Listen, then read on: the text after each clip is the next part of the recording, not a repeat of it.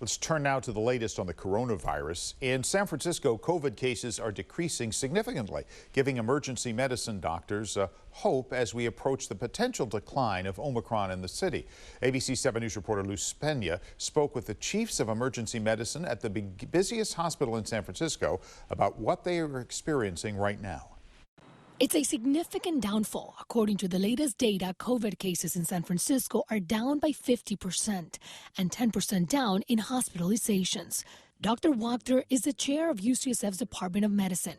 He's citing Omicron has turned the corner in San Francisco. At a room of 20 people in San Francisco today, there's probably somewhere like a 30 to 50% chance that one of the people has COVID. To get the perspective from inside the hospital, we spoke to the two chiefs of the busiest emergency departments in San Francisco.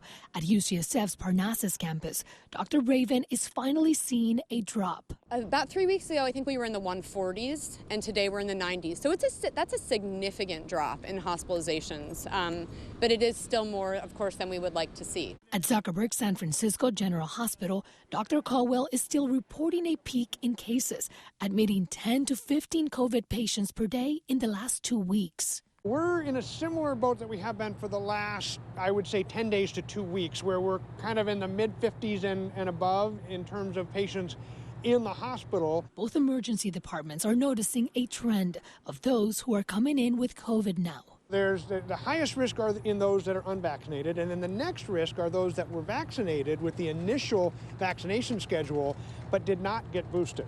But even with all this, we had to ask, are you feeling hopeful?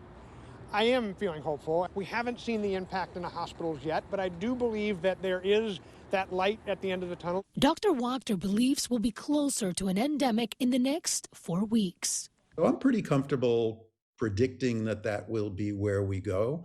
And that puts us at least in a regional endemic state, meaning that it's not dominating people's lives. Historically, hospitalizations lag behind case counts by a week or two.